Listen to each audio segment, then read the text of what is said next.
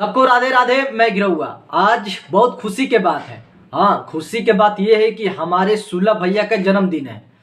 अब सुलभ भैया के नहीं जानते होंगे क्योंकि ये गाना और नहीं गाते हैं, लेकिन जहां गाना चढ़ता है सारा इन्हीं का देख रेख में चलता है।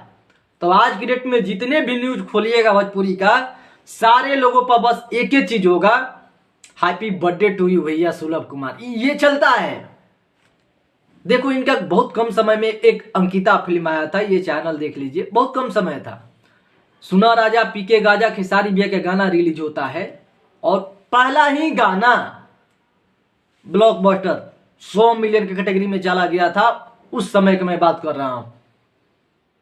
उसे इतना माल छापे, इतना पैसा छापे, इतना पैसा छापे, आज पूरे जितने भी भोजपुरी इंडस्ट्री में जितने भी चैनल हैं, कुछ भी गड़बड़ेशन हो गया तो लोग कहता है कि सुलभ भैया भी रिजल्ट ठीक हो जाए।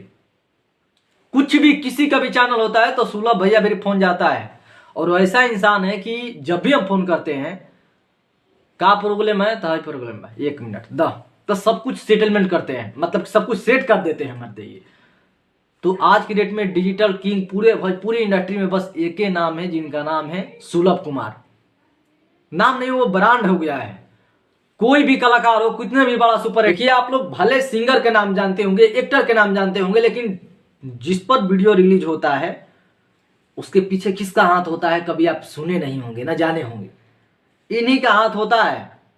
गाना किसका ब्लॉकिंग हुआ, गाना में कमी हो गया, गाना ये हो गया, मेरा चैनल पे ये इशू आ गया, हाँ सारा कुछ के मैनेज पूरे भोजपुरी इंडस्ट्री के देख रेख सारा ये सुलभ भैया ही करते हैं। और इन्हीं का जन्मदिन है, तो जन्मदिन के ढेर सारी हार्दिक शुभकामनाएं।